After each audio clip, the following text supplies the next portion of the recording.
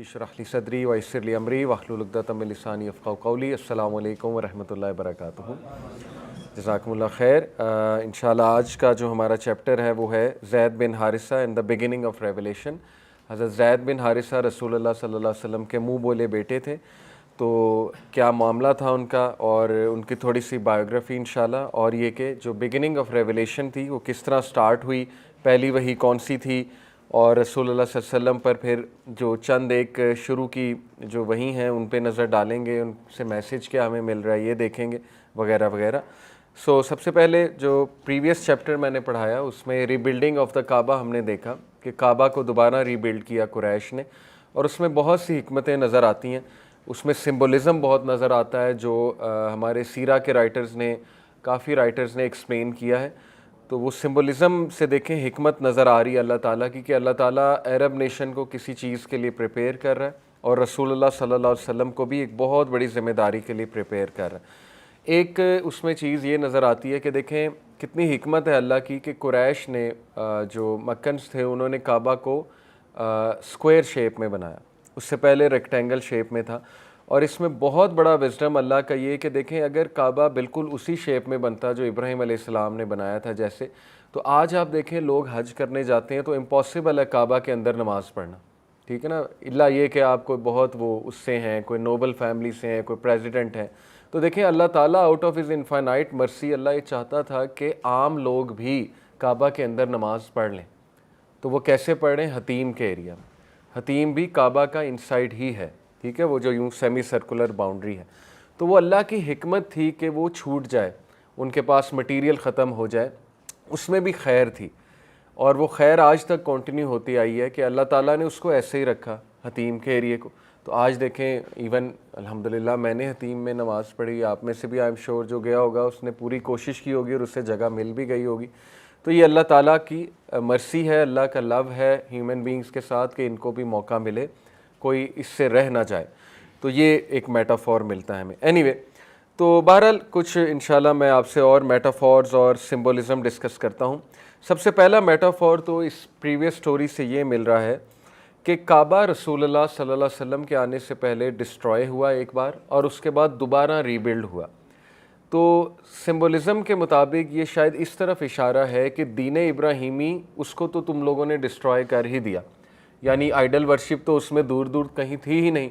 Even though तुम इब्राहीम अलैहिस्सलाम के ही क्लेम करते हो, हम पैरोकार हैं, हज भी करते हो, सई भी करते हो, लेकिन तुमने उनके दीन की तो धज्जियाँ उड़ा ही दी, तुमने तो आइडल वर्शिप शुरू कर दी। तो वो एक सिंबल भी था कि काबा को डिस्ट्रॉय तो हो गया लेकिन रीबिल्ड हुआ, और रीबिल्ड देखें कैसे हुआ, रसूलुल्लाह सल्लल्लाहु अलैहि वसल्लम की मौजूदगी में। यानी इशारा इस तरफ दिया जा रहा है कि तुम में अब एक नबी आया है जो दीन इब्राहीमी की बेस को लेकर रीबिल्ड करेगा दोबारा से तुम्हारे मॉरल्स को और इस सारी चीज़ को।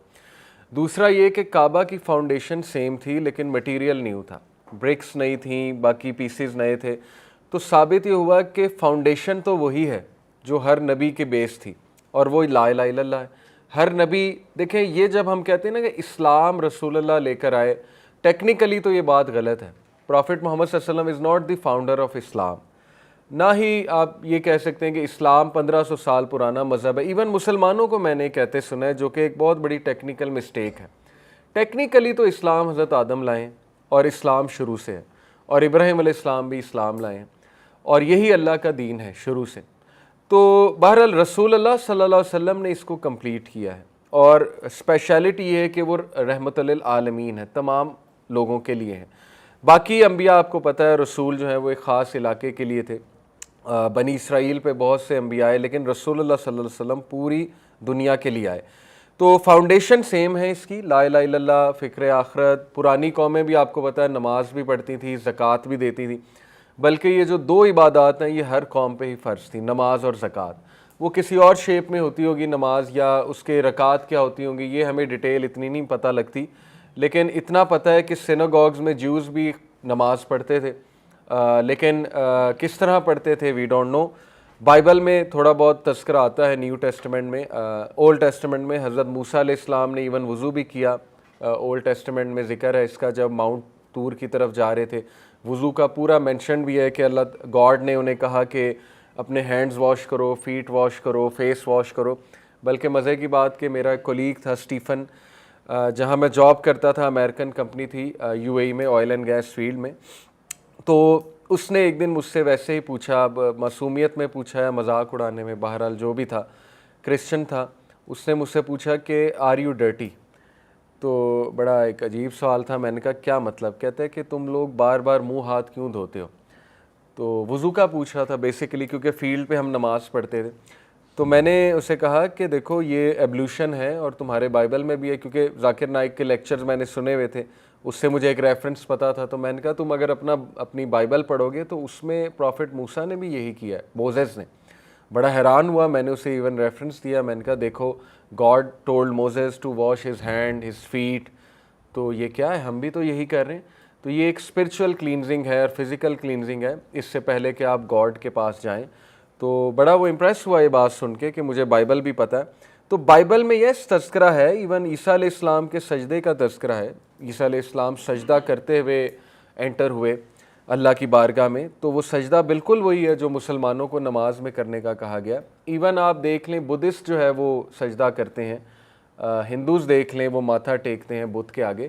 تو یہ پروسٹریشن تو بہت پرانا جیسچر ہے رب العالمین کے آگے جھکنے کا.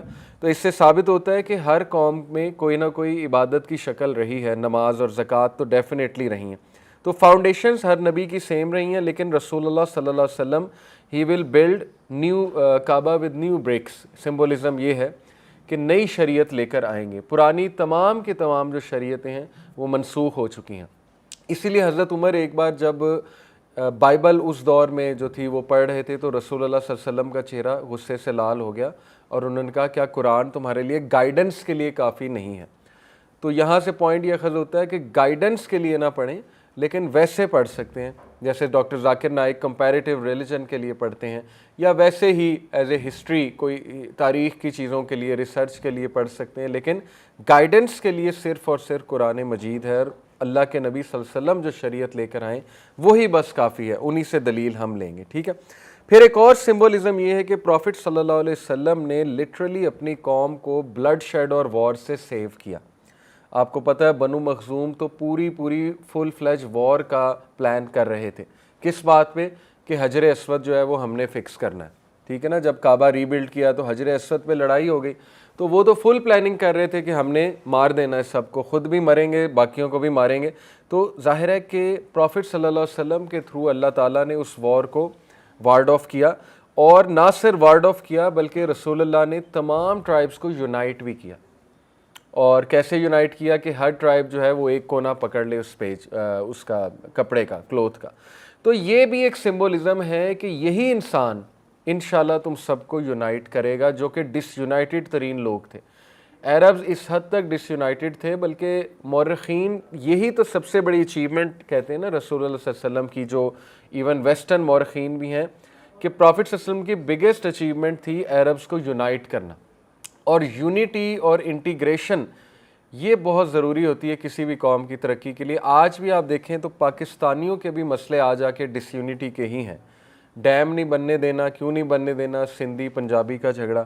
گیس نہیں آنے دینی، کیوں نہیں آنے دینی؟ بلوچی اور پنجابی کا جھگڑا. کہ ٹھیک ہے ریسورسز انجسٹ ڈسٹریبیوشن ہوئی، پنجابی سب کچھ کھا جاتے ہیں. لڑائیاں آپس میں جو ذات کے حوالے سے لڑائیاں ہیں. کچھ باتیں ظاہر ہے وہ کچھ ہو سکتا ہے سچ بھی ہوں، لیکن آ جا کے یہ کہ ڈس یونٹی ہی ہے. ہر کلچر میں آپس میں ڈس یونٹی، پھر کلچرل ایبیوزز اور پریجوڈیس، اور پھر وہ جگتیں بنا لینا. پٹھانوں پہ آپ دیکھیں کتنے مذاق بنے ہوئے. ٹھیک ہے نا. تو یہ اچھی باتیں نہیں ہیں، اس سے ڈس انٹیگریشن ہوتی ہے، ڈس یونٹی ہوتی ہے. تو ایک لیڈر کا کام سب سے پہلے ہوتا ہے کہ وہ یونائٹ کرے اپنے لوگوں کو. اس لیے اچھی فیملی بھی وہی ہے جس میں یونٹی ہے، اور اس میں آپ لوگوں کا کردار بہت اچھا ہو سکتا ہے کہ آپ اپنی فیملیز کو یونائٹ رکھیں. کوئی واٹس ایپ گروپ کے تھرو یا کسی نہ کسی شکل میں انوائٹ کر کے، یا کوئی دعوت کر کے، ٹھیک ہے، اس میں کوئی لیکچر رکھ کے وغیرہ وغیرہ. تو یہ آپ کے بڑی اچیومنٹ ہوگی اگر آپ اپنی فیملی کو یونائٹ کر دیتے ہیں. کیونکہ رسول اللہ صلی اللہ علیہ وسلم نے صلہ رحمی پہ تو بہت زیادہ کہا کہ one of the quickest ways to get rewarded in this دنیا از ڈوئنگ صلہ رحمی. صلہ رحمی کا یاد رکھیں کہ بہت جلدی ریوارڈ ملتا ہے، بہت جلدی ریوارڈ ملتا ہے، ٹھیک ہے۔ دوسرا ہے کہ آپ اپنے گھر میں کہ قرآن کلاس سٹارٹ کریں گے، ضروری نہیں خود کریں، کسی کے تھرو کروا لیں، اگر آپ سمجھتے ہیں آپ نہیں پڑھا سکتے، اس سے برکت آئے گی گھر میں۔ قرآن جس گھر میں پڑھا جاتا ہے اس میں برکت ہی برکت ہے۔ اینی اس کے بعد ایک اور سمبولزم یہ ہے کہ رسول اللہ صلی اللہ علیہ وسلم جب انٹر ہوئے اس ڈور سے تو آپ نے دیکھا کہ سب لوگ بہت خوش ہوئے۔ یہ بھی سمبولزم ہے کہ یہ انسان ایک ایسا انسان ہے جس پہ سب راضی ہیں، جس پہ سب خوش ہیں۔ لیکن کتنی آئرنی ہے کہ جب اس انسان نے سچ بولنا شروع کیا، پہلے بھی سچے تھے، سچائی سے جب دعوت دینا شروع کی تو زیادہ تو لوگ خلاف ہو گئے، یعنی کتنی بائسنس ان کی ثابت ہوگی۔ تو یہ بھی اللہ کی طرف سے ایک پروف اسٹیبلش ہوا تھا کہ یہ وہی شخص ہے جس کے انٹر ہونے پہ تم لوگ خوش ہوئے تھے کہ حجر اسود کا مسئلہ یہ سالو کرائے گا، تو ہم راضی ہیں۔ لیکن یہی سیم شخص نے جب یہ کہنا شروع کیا کہ آئیڈل ورشپ چھوڑ دو اور اللہ کی طرف آ جاؤ تو تم اس کے خلاف ہو گئے، یعنی جواز ہی کوئی نہیں تم لوگوں کے پاس۔ آپ دیکھیں اللہ کی پلاننگ ہوتی ہے کہ اللہ تعالیٰ وہ خود ہی پھنس گئے، قریش، ان کے پاس دلیل ہی کوئی نہیں کہ پہلے ہم اس کو ہی سچا کہہ رہے تھے، اب اسی کو ہم کاہن کہتے ہیں، نعوذ باللہ وغیرہ وغیرہ۔ ایک روایت میں تو یہاں تک آتا ہے کہ ابو جہل جو ہے وہ کھڑا ہوا، اور اب دیکھیں ابو جہل یہ بات کر رہا ہے، یعنی اسے سمجھ تھی، اس نے کہا کہ میک شور یہ جو تم پیسہ لگا رہے ہو کعبہ کی ری بلڈنگ کے لیے یہ پیور ہے، اس میں کوئی چیٹنگ یا سودی یا گیمبلنگ یا پروسٹیٹیوشن کا پیسہ نہیں لگنا چاہیے، یعنی ایون انہیں بھی پتہ تھا یہ حرام کام ہے۔ ثابت یہ ہوا کہ گناہ انسان کی فطرت میں فَأَلْهَمَهَا فُجُورَهَا وَتَقْوَاهَا، اللہ نے سورہ یہ ہے غالباً سورہ شمس میں خود ہی بتا دیا کہ تمہارے اندر ہم نے میکنزم آلریڈی ایسا رکھا ہے کہ تمہیں ہم نے انسپائر کیا ہے with the recognition of good and evil. اب جب وہ تمہاری فطرت ہی مسخ ہو جائے تو پھر انسان جو ہے اس کی عقل ماری جاتی ہے۔ ادروائز پردہ یہ فطرت میں انسان کے، عورت کی فطرت میں ہے، مرد اور عورت کا آپس میں شرم و حیا ہونا یہ ہماری فطرت میں اللہ تعالیٰ نے رکھا ہے، سیپریشن فطرت میں رکھی ہے۔ آج میڈیا اس فطرت کو چیلنج کر رہا ہے تو ظاہر ہے کہ وہ شیطان نے فطرت ہی مسخ کر دی ہے۔ اینی تو پھر ایک اور بڑا زبردست پوائنٹ ہے جو میں آلریڈی بتا چکا ہوں کہ for the first time in history Kaaba جو ہے وہ اسکوائر شیپ میں بنایا گیا، نہ کہ ریکٹینگل شیپ میں، اور اس میں اللہ کا گریٹ وزڈم ہے، مرسی ہے کہ ہم میں سے ہر کوئی کعبہ کے اندر ہی نماز پڑھ سکے، ٹھیک ہے۔ اور وہ کھلا ایریا اس کو ہم کہتے ہیں یہ جو سیمی سرکولر ایریا، حتیم کا جو ایریا۔ اب ہم آتے ہیں زید بن حارثہ رضی اللہ عنہ کی طرف۔ زید بن حارثہ ایک ایز اے سلیو سولڈ ہوئے تھے، بڑی سیڈ سٹوری ہے ان کی۔ اس سٹوری سے آپ کو یہ بھی پتہ لگتا ہے کہ وہ کس قدر ہٹ دھرم اور جاہل قسم کی قوم تھی۔ آج بھی ایسے قبیلے آپ کو ملیں گے، سندھ میں بہت لڑائیاں ہیں، قتل و غارت ہو جاتی ہے، چھوٹی چھوٹی بات پہ لڑائی جھگڑے وغیرہ وغیرہ، زمینوں پہ، آج پنجاب میں بھی ایون ہے، تو جہالت بہت پائی جاتی ہے۔ اینی وے عربز میں بھی بہت تھی۔ زید بن حارثہ قحطانی ٹرائب سے تھے، عدنانی برانچ نہیں ہے یہ، قحطانی ٹرائب جو ہے، اور یہ یمن سے تھے۔ زید کی والدہ اور والد دونوں کچھ ایسے مختلف ٹرائب سے تھے جن کا آپس میں لو ہیٹ ریلیشن تھا، یعنی بہت لڑائیاں تھیں آپس میں۔ شادی ہو گئی، لیکن ہوا کیا، ایک دن زید کی جو والدہ تھیں وہ انہیں اپنی ٹرائب میں لے گئیں۔ اب زید کے اپنے ماموں نے، کین یو بلیو اٹ، زید رضی اللہ عنہ کے اپنے ماموں اور ان کی جو وائف، ان کی جو مدر ہیں، ان کے اپنے بھائیوں نے زید کو نفرت میں ایز اے سلیو سولڈ کر دیا، سلیو مارکیٹ میں۔ کس بات پہ نفرت؟ کہ ہم خار کھاتے ہیں اس کے والد سے، یعنی انہوں نے یہ نہیں دیکھا ہماری بہن کا بیٹا ہے، بلکہ خار اتنی کھائی کہ بس یہ تو اس ٹرائب کا ہے اور یہ اس شخص کی اولاد ہے، تو لہٰذا اسے سلیو مارکیٹ میں بیچ دیا۔ آپ اندازہ لگائیں۔ بہرحال بہت دکھ سے گزری ہوں گی ان کی وائف، ایک جدائی ہے ظاہر ہے ان کی والدہ۔ تو زید کے والد کو جب پتہ لگا وہ بھی بہت روئے، افسردہ ہوئے، اور پھر اس دن سے انہوں نے کھوج لگانی شروع کر دی زید رضی اللہ عنہ کی۔ بہرحال زید کو سولڈ کہاں گیا، اکز کا میلہ ہوا کرتا تھا، وہاں پہ رسول اللہ صلی اللہ علیہ وسلم اکثر نبوت کے بعد بھی جایا کرتے تھے دعوت دینے۔ حج سے پہلے ایک فیسٹیول ہوتا تھا اکز کا، تو اس میں یہ کہ جیسے فن فیئر ٹائپ ہوتے ہیں آج کل میلے ہوتے ہیں، اس طرح کا میلہ ہوتا تھا۔ تو بہرحال وہاں پر زید کو سولڈ کیا گیا۔ خریدا کس نے؟ حکیم بن حزم نے، حضرت خدیجہ رضی اللہ عنہا کے غالباً کزن ہے، تو انہوں نے خرید کے حضرت خدیجہ کو دیا، اور حضرت خدیجہ نے پھر گفٹ کیے زید کو رسول اللہ صلی اللہ علیہ وسلم آفٹر دا میرج۔ تو بیسکلی حضرت خدیجہ کے سلیو تھے، لیکن ان کو حضرت خدیجہ نے گفٹ کیا رسول اللہ صلی اللہ علیہ وسلم کو۔ اب ظاہر ہے کہ زید کے والد اس طرح تلاش میں فرینٹیکلی انہیں ڈھونڈتے ڈھونڈتے ایک بار حج سیزن میں مکہ آ جاتے ہیں، کیونکہ کوئی انہیں بتاتا ہے کہ جس طرح کی تم بچے کی تلاش میں، اس کے فیوچرز بتاتے ہیں، وہ ایسا ہے دکھنے میں، ایسا ہے. تو وہ ایک شخص انہیں کہتا ہے کہ اس طرح کا ایک بچہ ہم نے دیکھا ہے وہاں پہ مکہ میں. تو اس وقت زید رضی اللہ عنہ 20 سال کے ہیں جب ان کے والد انہیں تلاش کرتے کرتے پہنچ جاتے ہیں. بہرحال وہ شخص کہتا ہے جی کہ تمہارا جو بچہ ہے وہ عبد المطلب کا جو پوتا ہے اس کے پاس ہے، اور اس شخص کا نام ہے محمد صلی اللہ علیہ وسلم. بہرحال اس کے والد اور انکل، حضرت زید کے والد اور انکل ٹریول کرتے ہیں مکہ تک، اور رسول اللہ صلی اللہ علیہ وسلم کے جو ہے وہ پریزنس میں آتے ہیں. اور ظاہر ہے انہیں پتہ ہے کہ کوئی لا تو ایگزسٹ نہیں کرتا، اور لا تو پاورفل کا ہی ہے، جس کے پاس پاور ہے وہی لا بنانے والا ہے. تو انہیں پہلے ہی پتہ تھا کہ اگر ہم ذرا سختی سے بات کریں گے ہمیں نہیں ملے گا بچہ. تو وہ انہوں نے سٹارٹ ہی ایسے کیا کہ یا محمد آپ بہت نوبل ہیں، آپ بہت رحم دل ہیں، تعریف کی اللہ کے نبی کی، کہا ہم نے آپ کی بہت تعریف سنی ہے، تو یہ ہمارا بچہ ہے، سلیب نہیں ہے. پورا واقعہ سنایا اور کہا کہ ہم آپ کو منہ مانگی رقم دیں گے، یعنی پہلے ہی رقم آفر کر دی کیونکہ انہیں پتا تھا کہ اس طرح تو نہیں ملے گا. اینی وے رسول اللہ صلی اللہ علیہ وسلم چونکہ ہمارے نبی بہت جسٹ تھے، بہت انصاف پسند تھے، نبوت سے پہلے بھی ان میں اوصاف تھے، تو ہیومینیٹیرین تھے بہت بڑے. انہوں نے ایک بات کی جو بڑی نپی تلی بات تھی، کیونکہ ان کے خود بھی جذبات بہت تھے حضرت زید رضی اللہ عنہ کے ساتھ. فادرہڈ ظاہر ہے آلریڈی ایز اے بیٹا تو تسلیم کر چکے تھے. تو بہرحال رسول اللہ صلی اللہ علیہ وسلم نے انہیں ایک بات کی، انہوں نے کہا کہ اگر تو آپ زید سے پوچھیں، اگر زید خود کہتے ہیں میں نے آپ کے ساتھ جانا ہے تو میں بغیر کسی معاوضے کے آپ کے ساتھ بھیج دوں گا. یہ بڑی کھری بات تھی، بڑی زبردست. لیکن اگر زید یہ کہتے ہیں کہ وہ نہیں جانا چاہتے تو پھر یہ کہ زید کو میں ہی رکھوں گا. اب یہ ان کا اپنی پرسنل ڈیزائر تھی، پرسنل لو تھا زید کے لیے، ٹھیک ہے.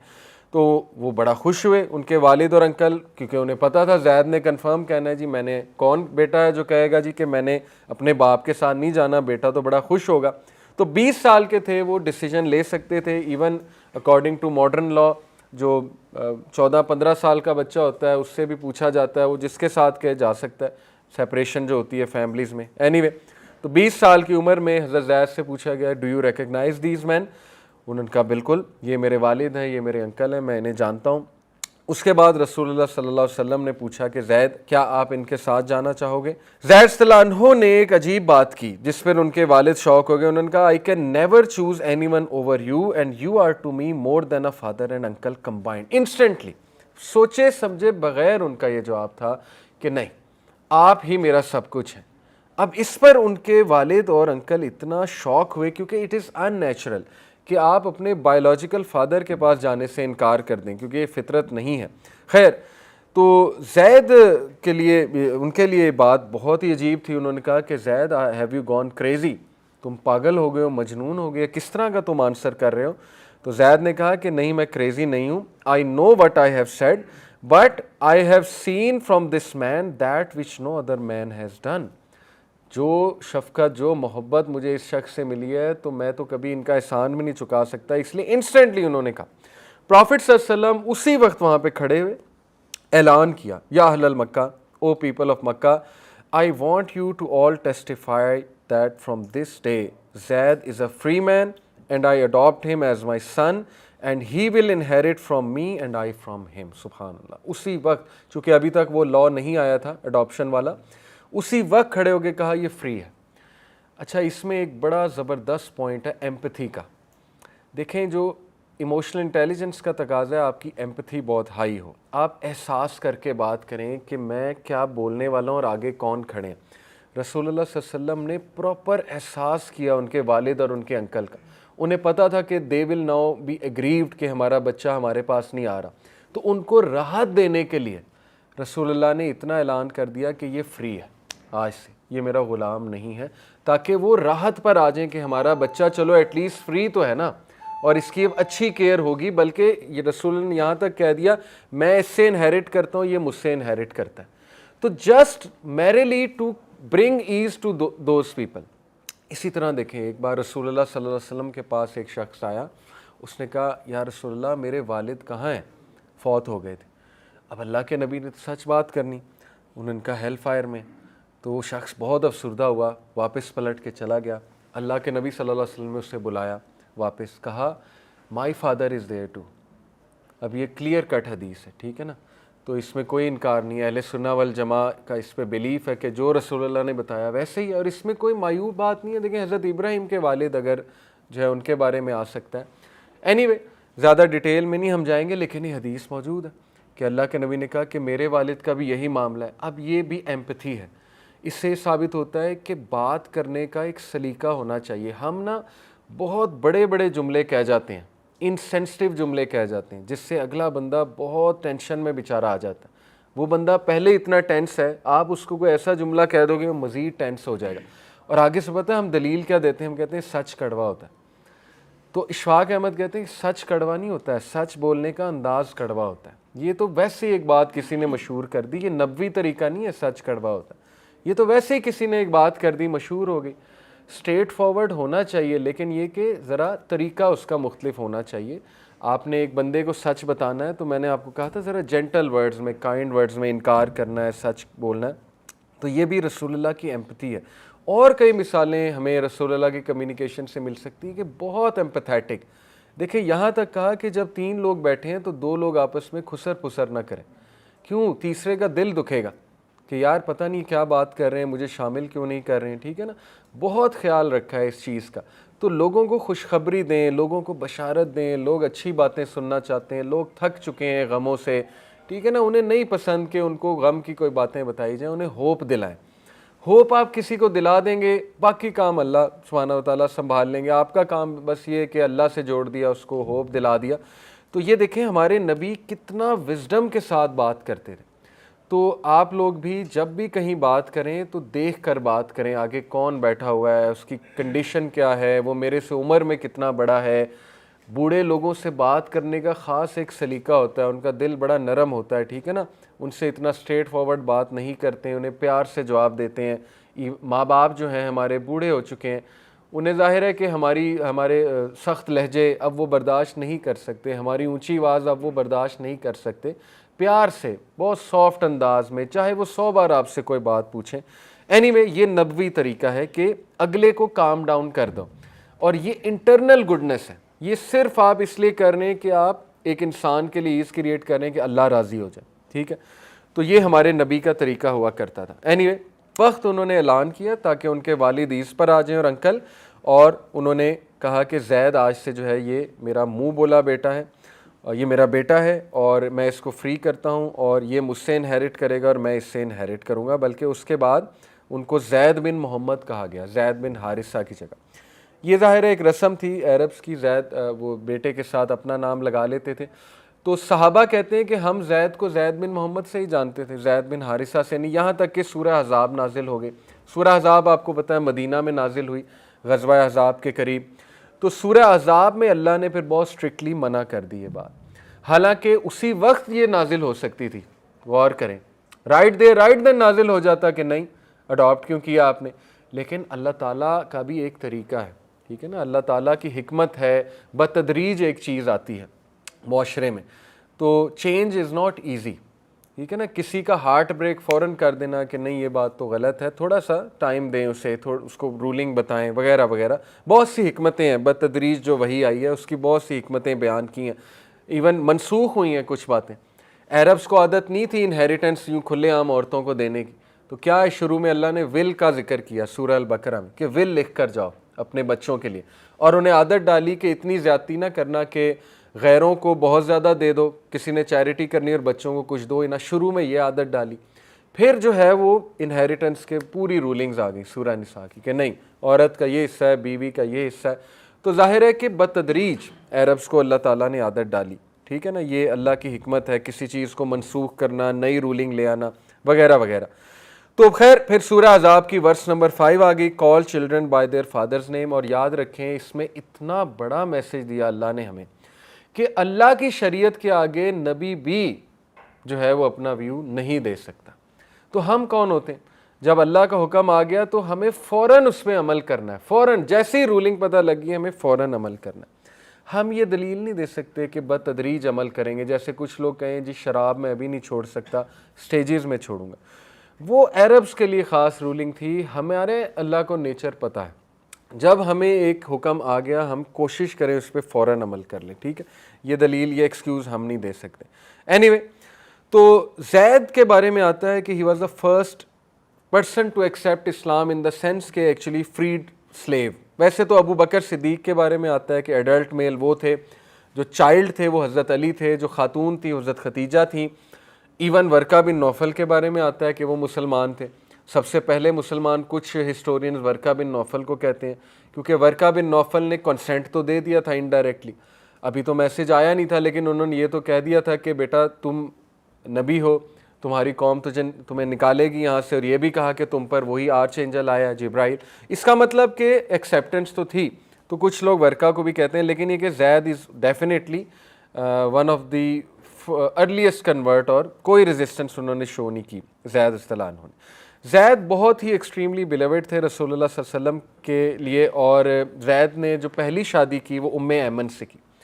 ام ایمن جو ہے یہ حضرت آمنہ کی سلیو گرل تھی اور سرونٹ تھیں, اور ام ایمن زید سے 20 سال بڑی تھی. یہ بات آپ یاد رکھیں, کیونکہ رسول اللہ سے تقریباً 15 سال بڑی تھی, تو زید سے تقریباً جو ہے وہ 20 سال بڑی تھی. 10 سے 15 سال رسول سے بڑی تھی اور زید سے 20 سال بڑی تھی. تو یہ عرب میں ایک کسٹم تھا کہ بڑی عورت سے شادی کوئی معیوب بات نہیں تھی. اینی وے, ام ایمن سے شادی کی اور ان سے ایک بیٹا ہوا انہیں, اور وہ بیٹے ہیں اسامہ بن زید. نام سنا ہم نے, بہت مشہور صحابی اور بہت شدید محبت. اسامہ کو تو بالکل رسول اللہ ایسے ٹریٹ کرتے تھے جیسے اپنا سگا پوتا ہے, اور صحابہ یہاں تک کہتے ہیں کہ جب ہمیں رسول اللہ سے کوئی بات منوانی ہوتی تھی تو ہم اسامہ کو بھیجتے تھے ریکویسٹ دے کے, یعنی اس لیول کی محبت رسول اللہ صلی اللہ علیہ وسلم کی. اینی وے, بہرحال اسامہ بن زید ان کے بیٹے تھے. لیکن دوسری جو شادی تھی وہ رسول اللہ صلی اللہ علیہ وسلم نے زینب بنت جہش, جو کہ ان کی کزن ہے.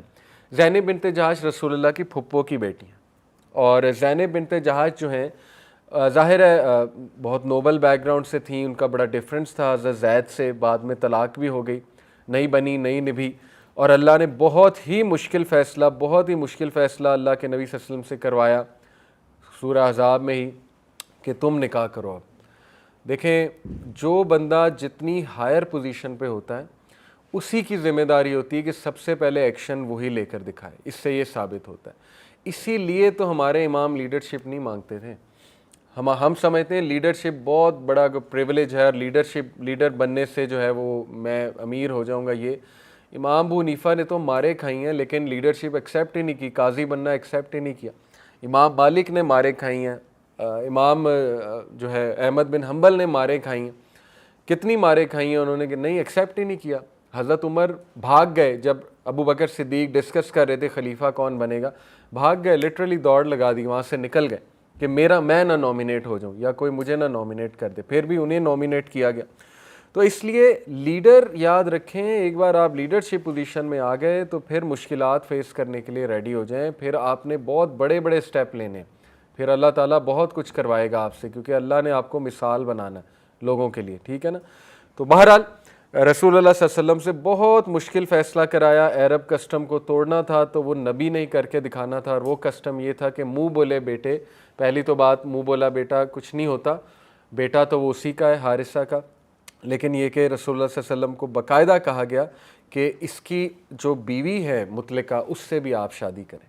حالانکہ ظاہر ہے کہ یہ بہت ہی معیوب بات ہے, اور پہلے ہی اتنے زیادہ کرٹیسزم ہو رہا ہے ہمارے نبی پہ, تو سوچیں کہ کتنا زیادہ ان کے پاس ایک ریزن آ گئی ہوگی اس دور کے منافقین کے پاس. اور کہا انہوں نے, کئی الزامات لگائے. آج تک اورینٹلسٹ جو خبیث لوگ ہیں, جو یہ ہسٹری لکھنے والے ہیں, اسلامک ہسٹری اورینٹلسٹ جو یورپینز ہیں, آج تک کہتے ہیں کہ جی رسول اللہ علیہ وسلم کا دل تھا, نعوذ باللہ دل آ گیا تھا. تو ایون قرآن کوٹ کر کے کہتے ہیں جی یہ دیکھو قرآن میں کہ اللہ کہتے ہیں ہمیں پتہ ہے تمہارے دل میں کیا ہے. اصل میں وہ آیت وہ اس کا کانٹیکسٹ ہی غلط بتاتے ہیں. وہ اصل بات یہ ہے کہ اس کی صحیح تفسیر میں بتا دیتا ہوں تاکہ آپ کو جواب پتہ ہو. اللہ کے نبی صلی اللہ علیہ وسلم کو بہت زیادہ رنجش تھی اس بات کی, اور بہت زیادہ ریگریٹ تھا کہ میں ہی ان کا رشتہ کرانے والا تھا. تو ہمارے نبی اتنے حیا والے تھے. حیا آپ کو پتہ ہے نا, یہ بھی ہوتی ہے کہ ایک بندہ بہت سینسٹیو ہو, ایک بندہ کہے کہ یار میں نے ہی ان دونوں کا کرایا تھا, اب ان کی طلاق ہو گئی ہے, تو یس اللہ کے نبی صلی اللہ علیہ وسلم کے دل میں بہت خواہش تھی کہ اب ان کا کچھ بن جائے. یہ بات اصل میں اللہ کر رہے ہیں ان سے کہ ہمیں پتہ ہے آپ کے دل میں کیا ہے, ٹھیک ہے. یہ نہیں کہ نعوذ باللہ کچھ لوگ کہتے ہیں جی کہ حضرت زینب کی بیوٹی بہت پسند تھی رسول وسلم کو، یہ جیسے اورینٹلسٹ یہ دلیل لے کر آتے ہیں، تو وہ ساری بے بنیاد باتیں ہیں۔ اصل بات یہ ہے کہ اللہ کے نبی چاہتے تھے کہ یہ موو فارورڈ کریں، ان کا کچھ بن جائے، تو پھر اللہ نے حکم دیا کہ پھر یہ آپ ہی کرو، اور پھر رسول اللہ صلی اللہ علیہ وسلم کو یہ ایکشن لینا پڑا۔ یہاں سے یہ بات بھی ثابت ہوتی ہے کہ اللہ کے نبی واقعی سچے نبی تھے، کیونکہ آپ دیکھیں نعوذ باللہ اگر وہ کوئی سچے نبی نہ ہوتے اور پہلے ہی ان کے خلاف اتنی اپوزیشن تھی تو کیا وہ ایسا ایکشن لیتے؟ ایک سین آدمی، عقل مند آدمی جس کو پتہ ہے کہ میرے خلاف پہلے ہی بہت اپوزیشن کھڑی ہو رہی ہے، کیا وہ ایسا ایکشن لے سکتا ہے جو مزید اپوزیشن کھڑی کر دے گا؟ نہیں، لیکن انہوں نے لیا کیونکہ اللہ کا حکم تھا۔ ٹھیک ہے، تو اللہ تعالیٰ کرواتا ہے انسان سے کبھی کبھی ایسے فیصلے، ایسے کام، یاد رکھیں جو بڑے سخت ہوتے ہیں، لیکن اللہ کا حکم ہے اور اللہ کے حکم کے آگے پھر کچھ بھی نہیں ہو سکتا۔ اینی وے، حضرت زید رضی اللہ عنہ جو ہیں ان کی پھر نہیں بنی اور طلاق ہو گئی۔ Any way, life goes on. حضرت زید جو ہیں ان کو بہت فوقیت دیتے تھے اللہ کے نبی، تقریباً ہر مارکے میں ان کو کمانڈرشپ کی پوزیشن دی اللہ کے نبی صلی اللہ علیہ وسلم نے۔ زید بیٹل آف متا میں شہید ہو گئے، اور بیٹل آف متا چونکہ رومنس کے خلاف تھی، بہت بڑی آرمی تھی رومنس کی، اللہ کے نبی نے 3 کمانڈرز بنائے تھے، جعفر بن ابی طالب، حضرت زید بن حارثہ اور عبداللہ ابن رواحہ، اور تینوں شہید ہو گئے۔ یعنی ایسی یہ جنگ تھی، اور پھر اللہ کے نبی نے حضرت خالد بن ولید کو جھنڈا پکڑایا کمانڈرشپ، اور یہ تھا خالد کی رائز کا سٹارٹ۔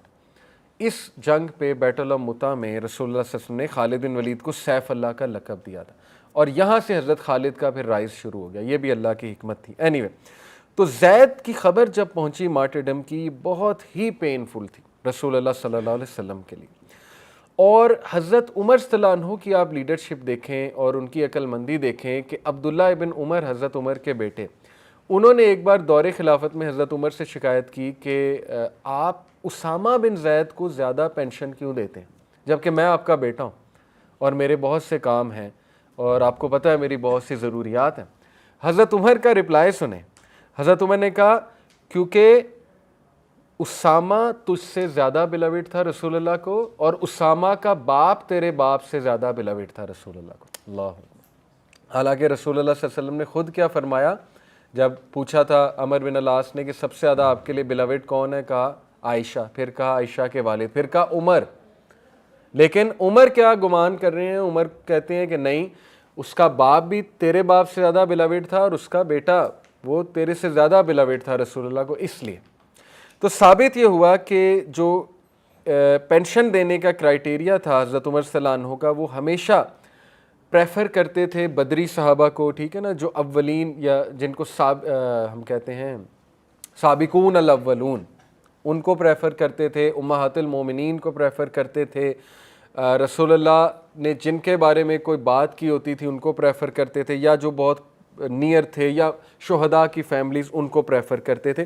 یہ ہے ویلفیئر سٹیٹ اصل میں، جو ریئل میں ویلفیئر سٹیٹ کا کنسیپٹ ہے، ٹھیک ہے نا، کہ کرائٹیریا جو ہے وہ نیکی ہے، پرہیزگاری ہے اور ایک بندے کی سروسز ہیں، یہ اصل میں ثابت ہے حضرت عمر کی ایڈمنسٹریشن سے۔ اینی وے، بہرحال تو یہ بڑی امیزنگ سٹوری میں نے آپ کو سنا ہے حضرت زید رضی اللہ عنہ کے حوالے سے۔ اب ہم ذرا آتے ہیں پہلی وحی کی طرف۔ بڑا انٹرسٹنگ انسیڈنٹ ہے، اس میں ہم خوابوں کو بھی تھوڑا سا ڈسکس کر لیں گے، کیونکہ حضرت عائشہ کہتی ہیں نا کہ وحی جو ہے وہ سٹارٹ ہی ایسے ہوئی کہ رسول اللہ کو سچے خواب آنا شروع ہو گئے، یعنی ون آف دا سائنس تھا کہ پروفٹ ہوڈ تمہیں آنے لگی ہے۔ تو خوابوں کو بھی ہم ڈسکس کر لیتے ہیں۔ ابھی آپ دیکھیں اسٹیج ہیز بین سیٹ، رسول اللہ صلی اللہ علیہ وسلم کہ جتنے یہ مین ہوڈ کے واقعات ہیں اس سے یہی ثابت ہو رہا ہے کہ اللہ تعالیٰ کلیئر سمبلز دے رہے ہیں عربز کو، میکنز کو، کہ ایک نبی تمہاری طرف آنے والا ہے اور اس کو ایکسیپٹ کرو۔ ایسا نہیں ہے کہ اچانک سے کسی نے آ کے نبوت کا دعویٰ کر دیا، نہیں، اس شخص کا ایک بیک گراؤنڈ ہے، اس شخص کی کچھ چیزیں ہیں جو تم ریلیٹ کرتے ہو، تم ہی سے اٹھایا ہے۔ قرآن میں اللہ کہتا ہے نا تم ہی میں سے بھیجا ہے، تم ریکگنائز کرتے ہو اسے۔ اینی وے، حضرت عائشہ سے بہت لمبی حدیث آتی ہے صحیح البخاری کی، اور یہ ایک بڑا زبردست پوائنٹ یہاں پہ مینشن ہے کہ دیکھیں دس شوز کہ ہمارے نبی حضرت عائشہ سے بہت لانگ کنورسیشنز کرتے تھے، اس لیے حضرت عائشہ کو بہت ڈیٹیلز پتہ ہے اللہ کے نبی کی وائف کو، اللہ کے نبی صلی اللہ علیہ وسلم۔ ثابت ہوا کہ اپنی وائف سے بہت زیادہ کنورسیشن کرنی چاہیے, یعنی کوالٹی کنورسیشن کرنی چاہیے اپنی روزمرہ کی زندگی کے بارے میں, اپنے بارے میں وغیرہ وغیرہ, ٹھیک ہے. دس از ریئلی گڈ.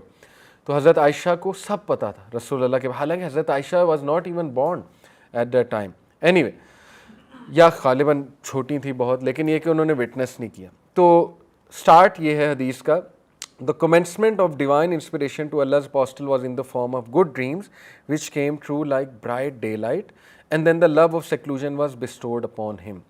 ڈریمز, سچے ڈریم سے بات ساری شروع ہوئی. تو ڈریمز کے حوالے سے تھوڑا نیچے کافی ایک چیپٹر بندھا ہوا ہے, وہ میں کوئکلی سناتا ہوں آپ کو.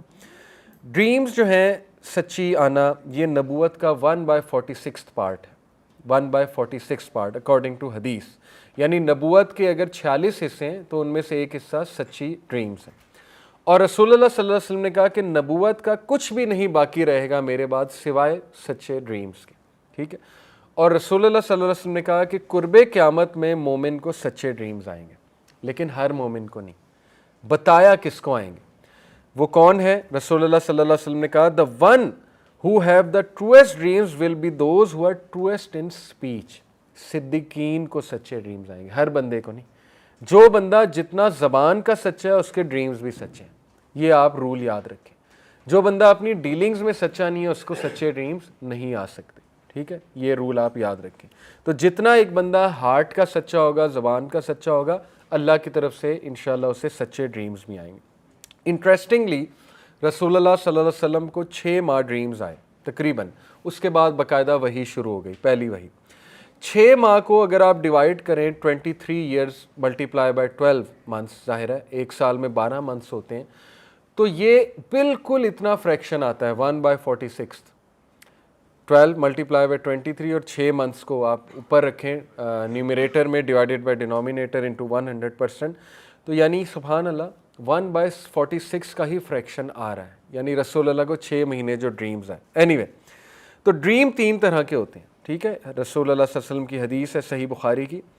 ایک ڈریم ہے اللہ کی طرف سے بشارت, اچھی نیوز, اچھا خواب جس کو دیکھ کے آپ اچھا فیل کریں, کسی کو آ سکتا ہے آپ کے بارے میں, ٹھیک ہے نا. اور یہ بات یاد رکھیں کہ اچھا ڈریم اس کی انٹرپریٹیشن بہت اچھے انسان اسکالرلی بندے سے کرائیں, جو انٹرپریٹیشن وہ کر دے گا انشاءاللہ وہی پورا ہوگا. یہ بالکل باقاعدہ علماء کو میں نے کہتے سنا ہے. جیسے میں آپ کو باقاعدہ ہمارے ایک بھائی کا بتا دیتا ہوں.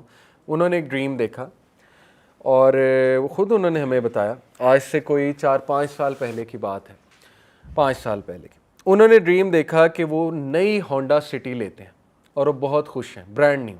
ان کے پاس پہلے بھی ہونڈا سٹی تھی. اب عام آدمی سے آپ یہ خواب ڈسکس کریں گے, وہ کہے گا اللہ تمہیں دولت دے گا, اللہ تمہیں نئی ہونڈا سٹی دے گا, ٹھیک ہے نا, اللہ تمہیں نئی گاڑی دے گا. جس اسکالر سے انہوں نے ڈسکس کیا سبحان اللہ, انہوں نے کہا اللہ آپ کو حج پر لے کے جائے گا, آپ حج کریں گے. اب بڑی عجیب بات ہے, ہونڈا سٹی کا حج سے کیا تعلق ہے, لیکن ظاہر ہے ڈریم سمبلز ہوتے ہیں, سمبولزم ہے. انہوں نے کہا اچھا چلیں اللہ تعالیٰ خیر کرے. انہوں نے نیت باندھ لی, انہوں نے کہا آپ نیت باندھ لیں, اور لٹرلی وہ اگلے سال حج کرنے گئے. اللہ تعالیٰ نے ان کو جاب دی. سپٹمبر میں ان کی جاب 2.5 لاکھ روپے پہ لگی ماشاءاللہ. پہلے ان کی سیلری ذرا کم تھی, بس اللہ تعالیٰ نے ان کو حج پہ لے جانا تھا. اور مزے کی بات, جب وہ حج کر کے آگے ان کی جاب بھی ختم ہو گئی. ان جاب والوں نے انہیں کہا گڈ بائے, اور وہ بڑا افسردہ ہوئے, بہت افسردہ ہوئے. میں بتا دیتا ہوں, میں سر ذیشان خالد کی بات کر رہا ہوں, ٹھیک ہے. تو یہ کبھی آپ کو خود بھی سنائیں گے انشاءاللہ, ٹھیک ہے نا. تو بڑی حیران کن بات ہے کہ اللہ نے بس اس لیے لانا تھا اس جاب میں. اینی وے ماشاءاللہ انہوں نے حج کیا اسی سال. تو پوائنٹ یہ تھا کہ ان عالم نے کہا اصل میں برانڈ نیو چیز دیکھنے کا مطلب یہ ہے کہ آپ برانڈ نیو ہو جائیں گے. اب یہ ان کی انٹرپریٹیشن تھی. اللہ تعالیٰ حج سے گناہ جو ہے وہ پاک کرتا ہے, الحمدللہ ایسا ہی ہوا جو انہوں نے انٹرپریٹیشن کی. بڑی یہ سائنس ہے اس کے پیچھے. ایون کارل جنگ یہ کہتا ہے, آپ کو پتہ ہے کارل جنگ اور فروئڈ کی ڈریم انٹرپریٹیشن میں نے تھوڑی سی پڑھی. سائیکالوجی میں چونکہ MS کر رہا ہوں تو ایک پورا چیپٹر ہے فروئڈ, سیگمنٹ فروئڈ آپ کو پتہ ہے فادر آف سائیکالوجی, اور کارل جنگ جو ہے وہ ہیومنسٹک اسکول آف تھاٹ کا بانی کارل جنگ. تو ان کی ڈریم انٹرپریٹیشن میں کارل جنگ یہ کہتا ہے کہ ڈریم ہمیشہ اس بندے کو بتاؤ جو تمہارا خیر خواہ ہے. کارل جنگ کہہ رہا ہے سائیکالوجی, کیونکہ عین ممکن ہے جو وہ کہے گا یہ کارل جنگ کہہ رہا ہے وہی تمہارے ساتھ ہو جائے گا، کیونکہ ظاہر ہے وائبز اور انرجیز وہ ٹریول کرتی ہیں اور آپ کے ذہن میں سب کانشیس میں بیٹھ جائے گی نا جو اس نے کر دی انٹرپریٹیشن، تو پھر عین ممکنہ آپ وہی عمل کریں گے۔ جہاں تک بات ہے فروئڈ کی، اس کا بڑا عجیب سا بھی ہے، وہ کہتا ہے کہ ہمارے جو ریپریس تھاٹس ہیں، جو انکانشیس کا ہمارا پارٹ ہے لا شعور، وہ کہتا ہے کہ اس کے جو ریپریسڈ اس میں فیلنگز ہیں، تھاٹس ہیں، سٹریسز ہیں، کوئی سیکشول ڈیزائرز ہیں۔ فروئڈ جو ہے نا وہ بہت 2 نمبر آدمی ان دا سینس تھا، ہر چیز کو سیکس سے ریلیٹ کرتا تھا جا کے وہ کہتا تھا کہ ہر چیز سیکس سے ریلیٹ ہوتی ہے، ہماری سیکشول ڈیزائر، انسٹنکچول جو اینیملسٹک فیلنگز ہوتی ہیں، وہ کہتا تھا ڈریمز اس لیے آتی ہیں۔ کارل جنگ تھوڑا سا مختلف تھا، وہ کہتا تھا کہ ڈریم جو ہے نا، یہ ڈریم کی دنیا یہ انکانشیس اور کانشیس کے درمیان ایک برج ہے، کنیکشن ہے۔ وہ کہتا تھا ہو سکتا ہے آپ کو لا شعور ایک میسج دینا چاہ رہا ہے کہ فیوچر میں تمہارے ساتھ شعوری طور پہ ایک چیز ہونے والی ہے۔ اب یہ بڑا ریلیٹڈ ہے کارل جنگ کا ویو، ہمارے جو اسکالرز گزرے ہیں، ابن سیرین ٹو نیم ون، تو ابن سیرین کا بھی میں ابھی ابن سیرین کی ہی کتاب سب سے زیادہ مشہور ہے ڈریم انٹرپریٹیشن پہ، ٹھیک ہے، آپ کو مل جائے گی دارالسلام سے، تھوڑی بہت مطلب اس میں ابن سیرین کے ویوز ہیں، باقی اور اسکالرز کے ویوز ہیں۔ تو یس، ڈریم انٹرپریٹیشن ایک پوری سائنس ہے، ڈریمز کو انٹرپریٹ کرانے میں کوئی حرج نہیں ہے، خصوصاً اگر وہ اچھے ڈریمز ہیں آپ بالکل انہیں ڈسکس کریں، لیکن ایسے لوگوں سے جو بہت اچھی انٹرپریٹیشن کریں۔ برے ڈریمز جو ہیں رسول اللہ صلی اللہ علیہ وسلم نے کہا وہ آتے ہیں شیطان کی طرف سے، تاکہ شیطان ڈسٹریس کاز کر سکے آپ کو، ڈسٹربنس کاز کر سکے آپ کو، ٹھیک ہے۔ اس پر آیت کوٹ کی جاتی ہے سورہ مجادلہ کی آیت نمبر 10، انما النجوى من الشیطان لیحزن الذین آمنوا ولیس بضارهم شیئا الا باذن اللہ۔ Private conversation is only from shaitan that he may grieve those who have believed، یعنی وہ نقصان پہنچائے، دکھ پہنچائے، گریف پہنچائے، ٹھیک ہے نا، بضارهم شیئا باذن اللہ، but he will not harm them at all except باذن اللہ، اللہ کی پرمیشن سے۔ یہ بڑا پاورفل سینٹینس ہے۔ وَعَلَى اللَّهِ فَلْيَتَوَكَّلِ الْمُؤْمِنُونَ، اس لیے بلیورز کو چاہیے کہ وہ اللہ پہ ریلائی کریں، ٹھیک ہے۔ تو اس میں بڑا کلیئر کٹ انسٹرکشن اللہ کی طرف سے ہے کہ وہ برا ڈریم دکھاتا ہے اس لیے تاکہ تمہیں گریف کاز کرے۔ اس کو پتہ لگ گئی تمہاری ایک کمزوری، ٹھیک ہے نا، ایک بندہ جاب پہ سٹریس سے گزر رہا ہے، اب اس کو پتہ لگ گیا اس کو سٹریس اس طرح ہوتا ہے، اب اس نے آپ کو وہی ڈریمز دکھانے کہ آپ کا باس آپ کو کچھ کہہ رہا ہے، ٹھیک ہے نا۔ ایک کامن مثال دے رہا ہوں، ایک بندہ ہے وہ ہارٹ بریک سے گزر رہا ہے، اس کو پتہ لگ گیا اس کا تو ہارٹ بریک مسئلہ ہے، اب وہ آپ کو وہ میموریز ہو سکتا ہے دکھائے، اسپیشلی اگر آپ اپنے آپ کو پروٹیکٹ کر کے نہیں سو رہے تو وہ تو ظاہر ہے گریف کاز کرے گا۔ اور اللہ نے جیسے کہا کہ وہ تمہارا دشمن ہے، اس لیے اس کو دشمن ہی تصور کرو، دوست تو ہو نہیں سکتا وہ، اس کے ساتھ تو کوئی چانس ہی نہیں دوستی کا۔ تو بہرحال یہ والے جو ڈریمز ہیں، اس کو رسول اللہ صلی اللہ علیہ وسلم نے جو ہمیں ملتا ہے سنت سے، وہ اتنی کو لفٹ نہیں کرائی صحابہ نے، رسول اللہ صلی اللہ علیہ وسلم نے سمپلی یہ کہا ہے کہ 3 بار ادھر سپٹ کرو جس طرح ہم سپٹ کرتے ہیں، اور اعوذ باللہ من شر الشیطان ومن شرہا، یا اعوذ باللہ من الشیطان الرجیم پڑھ لو، تو وہ ڈریم تمہیں افیکٹ نہیں کرے گا۔ لیکن اگر تم اس کو ڈسکس کرنے لگ جاؤ گے بہت زیادہ تو عین ممکن ہے شیطان پھولا نہ سمائے اور وہ تم پہ حاوی ہوتا جائے۔ جیسے ایک صحابی نے رسول اللہ صلی اللہ علیہ وسلم کو کہا کہ میں دیکھتا ہوں کہ میرا سر کٹا ہوا ہے، وہ میرے آگے بھاگ رہا ہے، میں اس کے پیچھے بھاگ رہا ہوں۔ تو اللہ کے نبی نے اس کی کوئی انٹرپریٹیشن نہیں کی، اللہ کے نبی نے کہا سمپلی یہاں 3 بار سپٹ کرو، اعوذ باللہ پڑھو، اس کو جھٹک دو۔ اس لیے یاد رکھیں کہ ڈریمز آفٹر آل ڈریمز ہیں، ڈریمز سے زیادہ سائنس نہ لیں، میری ایڈوائس یہ میری نہیں ہے بلکہ ابن سیرین کا میں آپ کو یہاں پہ کوٹ سنا دیتا ہوں۔ ابن سیرین کہہ رہے ہیں، جو کہ ڈریم انٹرپریٹیشن کے ماہر ہیں، گرو ہیں اسلامک ہسٹری میں۔ ہشام ابن ہشام حسن ایک سلف کہتے ہیں، ابن سیرین واز آسکڈ اباؤٹ 100 ڈریمز، ابن سیرین سے ایک بار ایک محفل میں 100 ڈریمز کا پوچھا گیا، and he did not give any answer except fear Allah, do good while you are awake, and whatever you see in your sleep will not harm you. Allah اکبر۔ 100 ڈریمز کو کیسے انٹرپریٹ کیا؟ اتق اللہ، اللہ سے ڈرو، اچھا کرو جب تم اویک ہو، اور جو چیز تم نے ڈریم میں دیکھی ہو تمہیں ہارم نہیں کرے گی۔ Simple clear cut reply. Dreams پر اتنا زیادہ ریلائی مت کریں، ریالٹی میں آ جائیں، ریالٹی میں پریگمیٹک اور پریکٹیکل اپروچ سے چلیں، معاملات کو سامنے رکھتے ہوئے، ٹھیک ہے نا، جتنی سکت ہے آپ میں پروز اینڈ کونس دیکھتے ہوئے، عقل کا استعمال کرتے ہوئے، مشاورت کرتے ہوئے، استخارہ کرتے ہوئے، کیوز دیکھتے ہوئے، ریڈ فلیگز دیکھتے ہوئے ایک چیز کے بارے میں اس کے مطابق فیصلے کریں۔ اللہ تعالیٰ نے انسان کو شعور دیا ہے، عقل دی ہے، وحی کا نالج دے دیا، کیا حلال ہے، کیا حرام ہے، تمہارے لیے بہتر کیا ہے، وغیرہ وغیرہ۔ دیکھیں نا، ایک میٹر اتنا کلیئر ہے، اس کے بارے میں ڈریم سے سائن لینے کا کیا مقصد ہے؟ یہ میٹر اتنا کلیئر ہے کہ شادی آپ نے کس انسان سے کرنی ہے، اس کی ویلیوز اچھی ہوں، ٹھیک ہے نا، اس کا حسب و نسب اچھا ہو، اس کا دین اچھا ہو، کتنا کلیئر ہے۔ اگر ایک انسان میں نہیں ہے تو پھر ڈریم سے اشارہ لینے کا کیا مقصد ہے؟ اسی طرح کچھ لوگ نے پچھلے دنوں مجھے کسی نے کہا کہ وہ ویسٹ میں جانا چاہتے ہیں فار سیٹلمنٹ، تو انہیں ڈریمز ایسے آ رہے ہیں کہ وہ ویسٹ میں چلے گئے۔ میں نے کہا یہاں پہ ڈریم سے اشارہ لینے کی ضرورت ہی کوئی نہیں۔ سیٹلمنٹ کے بارے میں علماء نے بہت سخت الفاظ استعمال کیے کہ غلط ہے ویسٹ میں سیٹل ہونا، ٹھیک ہے نا۔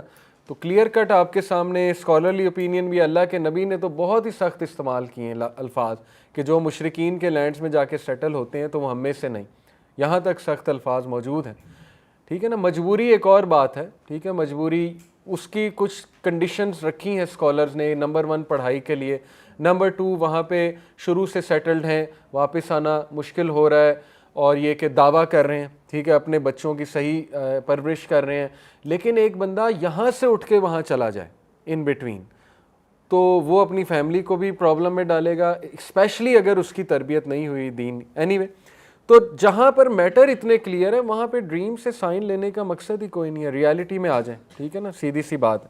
تو شیطان دکھاتا ہے ڈریمز ہارم کرنے کے لیے، اور تیسرے جو ڈریمز ہیں وہ سب کانشیس کے ڈریمز ہیں، اور وہ سب سے زیادہ کامن ہوتے ہیں، یاد رکھیں۔ ہمارے لاشعور کے جو ڈریمز ہوتے ہیں یا سب کانشیس پارٹ جو ہے اس کے ڈریمز ہوتے ہیں، وہ سٹریس کے بھی ہو سکتے ہیں، ٹھیک ہے نا، وہ انکانشیس ڈیزائرز کے ہو سکتے ہیں، وش فلفلمنٹ کے ڈریم ہو سکتے ہیں، پرسنل کنفلکٹس کے ڈریمز ہو سکتے ہیں، جیسے اپنے آپ کو اڑتے ہوئے دیکھنا، اپنے آپ کو فال ہوتے ہوئے دیکھنا اونچائی سے، یا یہ کہ کوئی موذی جانور دیکھنا، سٹریس ہے، ایک ایسا انسیڈنٹ دیکھنا کہ وہ کام کمپلیٹ ہی نہیں ہو رہا ہے، یونیورسٹی کی ڈگری آپ لینے جا رہے ہیں، مل ہی نہیں رہی، یا آپ بہت پرانے کسی اسکول میں ہیں وہ کام ہی نہیں ہو رہا، یا ایئرپورٹ پہ جا رہے ہیں لیٹ ہو رہے ہیں، ٹھیک ہے نا، ٹرین نہیں مل رہی، ایروپلین مس ہونے کے چانسز ہیں۔ یہ سارے ڈریمز اکارڈنگ ٹو کارل جنگ اور فروئڈ اسٹریس کے ڈریمز ہوتے ہیں۔ جو آپ کو سٹریس چل رہا ہے نا تو اس کے پھر یہ انکمپلیٹ پیسز آپ کو نظر آتے ہیں، گھر کے فریگمنٹس نظر آ رہے ہیں، ٹھیک ہے نا، عجیب و غریب بہت کچھ نظر آتا ہے۔ تو ان کی کوئی انٹرپریٹیشن نہیں ہے، اگین یہ بس سمپلی سٹریس کے ڈریمز ہیں۔ ایون سٹمک کے ڈریمز ابن سیرین نے بتائے ہوئے، جو آپ کھاتے ہو رات کو کھا کر سوتے ہو اس کے بھی ڈریمز آ جاتے ہیں، ٹھیک ہے نا، وہ سٹریس کے ہو سکتے ہیں یا کوئی گندے قسم کے ڈریمز ہو سکتے ہیں۔ تو ہاں، الارمنگ سائنس تب ہوتے ہیں جب آپ کو کچھ وارننگز دی جا رہی ہیں۔ جیسے مثال کے طور پہ ایک ایسا ڈریم ڈسکس ہوا ایک بار کہ ان صاحب نے کہا کہ میں تلاوت کر رہا ہوں ساتھ میں پخانہ کر رہا ہوں۔ اب یہ بڑا عجیب سا ڈریم ہے، ٹھیک ہے نا، یہ اس طرف اشارہ ہے کوئی وارننگ کہ آپ شاید وضو صحیح کر کے نماز نہیں پڑھتے، ٹھیک ہے، آپ طہارت صحیح نہیں کرتے، اس کی یہ انٹرپریٹیشن ہو سکتی ہے، یا آپ کو بہت بڑے گناہ میں بھی مبتلا ہیں ساتھ میں نماز بھی پڑھتے ہیں، تو یہ وارننگ ہے۔ تو وارننگ کی سینس میں تو انٹرپریٹیشن کر سکتے ہیں تاکہ اگلا جو ہے اپنی اصلاح کر لے، لیکن اگلے کو ڈرا دینا، اس کو ہوپلیس کر دینا اس ڈریم سے، یہ اچھی بات نہیں ہے۔ یس، وارننگز والے ڈریمز آپ ڈسکس کر سکتے ہیں، میں بھی اللہ تعالیٰ کچھ جو ہے وہ وارن کرنا چاہ رہا ہے۔ اور یاد رکھیں، جو ڈریم بہت زیادہ یاد رہ جائے، ویوڈلی آپ کو یاد ہو، ایز ایف کہ وہ ابھی ہو رہا ہے آپ کے سامنے، ہاں، وہ ایک کہتے ہیں کہ وارننگ سائن ہو سکتی ہے یا ایک انٹرپریٹیشن کے قابل ڈریم ہے، اس کو ڈسکس کیا جا سکتا ہے اگر وہ بہت ویوڈلی آپ کو یاد رہ جاتا ہے۔ ادروائز زیادہ تر ڈریم بھول جاتے ہیں، 95% جو ہے وہ بھول جاتے ہیں، یا تھوڑے بہت جو ہے وہ یاد رہتے ہیں، ٹھیک ہے نا۔ تو بہرحال کنکلوژن اس کا یہ کہ ڈریمز آر ڈریمز، اور جو جیسے ابن سیرین نے کہا نا کہ تم اللہ سے ڈرتے رہو، اپنے معاملات شریعت کے مطابق کرو، اور گڈ ایکسپیکٹ کرو، ٹھیک ہے نا، اور جو بھی تم ڈریم میں دیکھ رہے ہو اللہ تعالیٰ جو ہے وہ اس سے تمہاری حفاظت فرمائے گا۔ تو یہ ڈریمز کے بارے میں نے اس لیے ایک بتایا کیونکہ ڈریمز کا ٹاپک چھڑ گیا۔ تو خیر، نبی صلی اللہ علیہ وسلم کو سچے ڈریمز آیا کرتے تھے، اور آج بھی کئی لوگوں کو سچے ڈریمز آ سکتے ہیں، لیکن آپ کو یہ دیکھنا ہوگا کہ وہ دل کے کتنے سچے ہیں، ٹھیک ہے نا۔ جب تک ایک بندہ گفتگو کا دل کا سچا نہیں ہے تو بڑا مشکل ہے کہ اس کو سچے ڈریمز میں آئے۔ اینی وے، حضرت عائشہ کہتی ہیں کہ انہیں سچے ڈریمز آتے تھے which used to come true۔ Like day light, اور انہیں سیکلوژن پسند تھی. شروع میں سیکلوژن کے لیے غار ہرا جایا کرتے تھے. غار ہرا جو ہے یہ عبد المطلب نے ڈسکور کیا تھا، رسول اللہ کے دادا نے، تو وہ بھی جایا کرتے تھے. رسول اللہ صلی اللہ علیہ وسلم بھی جایا کرتے تھے، اور حضرت ختیجہ جو ہیں وہ ان کے لیے فوڈ لے کر جایا کرتی تھی. کئی کئی دن رسول اللہ وہاں رہا کرتے تھے، سیکلوژن پسند کرتے تھے. اور ظاہر ہے سیکلوژن بھی ایک فارم آف عبادت ہے. غور و فکر، تدبر، تفکر، یہ بھی عبادت کا ایک بہت بڑا حصہ ہے. حضرت ابراہیم کی بھی یہی سٹوری ہے. حضرت ابراہیم سیکلوژن میں دیکھتے تھے، ستاروں کو دیکھتے تھے. ایک بار کہا ستاروں کو کہ یہ میرے خدا ہیں. ستارے جب ڈوب گئے تو کہا نہیں، خدا ڈوب نہیں سکتا. ایک بار چاند کو کہا کہ چاند میرا خدا ہے. چاند جب غائب ہو گیا کہا نہیں، خدا غائب نہیں ہو سکتا. قرآن کی آیت سنا رہا ہوں آپ کو. ایک بار سورج کو دیکھ کے کہا یہ سب سے زیادہ روشن ہے، یہی خدا ہے. سورج جب ختم ہوا، غائب ہوا، تو کہا نہیں، خدا غروب کبھی نہیں ہو سکتا. تو مقصد یہ ہے آپ کو بتانے کا کہ ہر نبی کی جرنی یہی ہے کہ وہ تفکر اور تدبر کیا کرتے تھے اور نیچر کے ساتھ بہت کنیکٹڈ تھے. ٹھیک ہے جی. آج بھی آپ دیکھیں شاعر قسم کے جو لوگ ہیں نا، ادیب، وہ نیچر میں جاتے ہیں شاعری لکھنے کے لیے، کیونکہ وہاں پہ ظاہر ہے ریفلیکٹ کرنے کا بہت ٹائم انہیں ملتا ہے. اینی وے، پرافٹ صلی اللہ علیہ وسلم نے پھر پورا وہ واقعہ آتا ہے کہ غار ہرا میں کس طرح سے ان پہ وحی آئی، وہ میں نیکسٹ کلاس میں بتاؤں گا. لیکن اس سے پہلے بڑی قابل غور بات آپ لوگوں کے لیے، جو 3 بگننگ میں فرسٹ 3 ریولیشنز ہیں نا، وہ پورا میکنزم ہے کہ ایک عام بندہ جب دین کی طرف آتا ہے تو اس نے کیا سٹیپس فالو کرنے. یہ مجھے میرے استاد نے بتایا تھا، حمزہ مدنی صاحب نے. پہلی وہی ہے اقرا. ٹھیک ہے، اقرا کا مطلب ہے read. It all starts with knowledge. اگر ایک بندہ کہتا ہے میں نے دین کی طرف آنا ہے تو وہ علم کی طرف لگ جائے. ریڈ. کوئی بھی سوشل چینج لانا چاہتا ہے، ریفارم لانا چاہتا ہے، معاشرے میں کچھ کرنا چاہتا ہے، اسے نالج سے سٹارٹ کرنا پڑے گا. اور نالج ٹھوس پھر یہی ہے کہ آپ وہ سورسز کی طرف جائیں. ٹھیک ہے نا. یوٹیوب کے لیکچرز ٹھیک ہے وہ رینڈم ہے، لیکن سورس یہی ہے. جیسے آپ یہ کورس پڑھ رہے ہیں، یہ ایک پراپر نالج کی سورس ہے، رسول اللہ کی اوتھینٹک سیرہ ہے. قرآن کی طرف چلے جائیں. ٹھیک ہے. کوئی دعویٰ کرنے آتے ہیں، اس کے اصول دعویٰ پہ کوئی بک پڑھ لیں. دعویٰ ہوتا کیا ہے، کسے کرنا چاہیے، کیسے کرنا چاہیے، بڑی کتابیں لکھی ہیں. آپ کوئی بھی فیلڈ کی طرف جانا چاہتے ہیں، اس کے بارے میں نالج حاصل کریں. It all starts with knowledge. دوسری وہی کیا تھی؟ اے نبی اٹھو اور ڈراؤ. یعنی نالج جب آپ کے پاس آ جائے گا تو اس کو یوٹیلائز کرو، کیونکہ قیامت والے دن 5 سوال ہوں گے ہر بندے سے. ان میں سے ایک سوال یہ کہ جو علم تم نے حاصل کیا اس کے ساتھ تم نے کیا کیا. اس کو بینیفٹ آف نالج کو آگے لگانے کا مطلب یہ نہیں ہے ہر بندہ سپر ڈپر ایکٹیو دائی بن جائے، پبلک سپیکر بن جائے. ہر بندہ نہیں بن سکتا، سیدھی سی بات ہے. ٹھیک ہے نا. ہر بندے میں کچھ خداداد صلاحیتیں ہوتی ہیں، لیکن یہ کہ اتنا آپ آگے پھیلائیں کہ کم از کم آپ اپنے بچوں میں وہ نالج ٹرانسفر کریں. دیکھیں ایجوکیشن کی ڈیفینیشن ہی یہ ہے. Education is the transfer of knowledge and culture to your generation. Simple, یہ ایجوکیشن کی ڈیفینیشن. تو آپ آگے لے کر جائیں، اپنے خاندان سے سٹارٹ کریں. ٹھیک ہے نا. انہیں بتائیں جو نالج آپ کو آ چکا ہے، کسی نہ کسی شکل میں وہاں تک پہنچائیں. بیٹھنا نہیں ہے اس نالج کو لے کے. اور تیسری وہی کیا تھی؟ قم اللیل الا قلیلا. جب بھی آپ کوئی بڑا کام کرنے نکلیں گے تو آپ کو ریزسٹنس آئے گی، آپ کو آگے سے نو آئے گی، آپ کو آگے سے جھٹلایا جائے گا. سب سے پہلے فیملی والے آپ کو ریزسٹنس دیں گے، نیگیٹ کریں گے. اس کے لیے آپ کنزیوم ہو سکتے ہیں، ایگزاسٹ ہو سکتے ہیں. ٹھیک ہے نا. اگر آپ روحانیت کی طرف نہیں جا رہے تو آپ کنزیوم ہو جائیں. کئی سوشل ریفارمرز کام شروع کرتے ہیں، گیو اپ کر دیتے ہیں. کہاں سے سکت پکڑنی پڑتی ہے؟ اللہ سے. تو اللہ نے تیسرا میسیج یہی دیا کہ اے نبی آپ کو اسٹرینتھ کی ضرورت پڑے گی، اس لیے اللہ کے آگے کھڑے ہوں. قم اللیل الا قلیلا. اسپیشلی کب؟ رات کے آخری پہر میں یہ حکم دیا گیا. تو وہ بہت ضروری ہے. ٹھیک ہے نا. تاکہ آپ وہاں پر اپنا کیتھارسس کریں، رونا دھونا کریں، اللہ سے مدد طلب کریں ان اوقات میں. تو اللہ کی مدد ضرور آئے گی، اسپرچول اسٹرینتھ بھی آئے گی. نوجوانوں کو میرا یہی پیغام ہے کہ دیکھیں میں نے کئی یوتھ دیکھے ہیں کہ جو بہت جوش کے ساتھ، بڑی اچھی بات ہے، دین میں آتے ہیں، بہت زیادہ پکے ہوتے ہیں، لیکن چونکہ وہ یہ 3 سٹیپس نہیں فالو کرتے، روحانیت سے بھی دور ہو جاتے ہیں اور اپنے آپ کو ریلیجسلی بلڈ نہیں کرتے اپنے نالج کو. ٹھیک ہے نا. تو وہ بڑی جلدی بیچارے ایگزاسٹ ہو جاتے ہیں. Some of them end up totally going back, Allah نہ کرے. تو اس لیے اس کا یہ سٹیپس آپ کو فالو کرنے پڑیں گے. کنسسٹنسی نالج سے آتی ہے. نالج بہت بڑا سلوشن ہے. نالج کو تو باقاعدہ علم کو، دینی علم کو، وحی کو، علماء نے نوح's آرک کہا ہے، کشتی نوح. کتنی بڑی بات ہے. علماء نے کہا the right creed, the authentic knowledge of Quran and Hadith is نوح's arc. نوح's arc نے کیا کیا تھا؟ ہیومینٹی کو سیو کیا تھا. آج کے فتنے کے سیلاب میں کشتی نوح دین کا نالج ہے. جو اس کو لے لے گا صحیح طرح سے رائٹ کریڈ کے ساتھ وہ بچ جائے گا، اس کشتی پہ وہ سوار ہو جائے گا. ٹھیک ہے، لیکن نالج کے بعد اس کو پھیلانا، کسی نہ کسی طرح ایکسپینس کرنا، ضروری نہیں پبلک سپیکر بن کے، کسی نہ کسی شکل میں. اور تیسرا یہ کہ سکت کہاں سے پکڑنا؟ اللہ سبحانہ و تعالیٰ سے، اور اللہ سے دعا کرتے رہنا. ٹھیک ہے، یہ ہے آج کا کرکس. جزاکم اللہ خیر. انشاءاللہ تھرسڈے کو آگے کنٹینیو کریں گے. ہمیں ایک بہت امپورٹنٹ میٹنگ میں جانا ہے. ان لوگوں سے معذرت جو آ جائے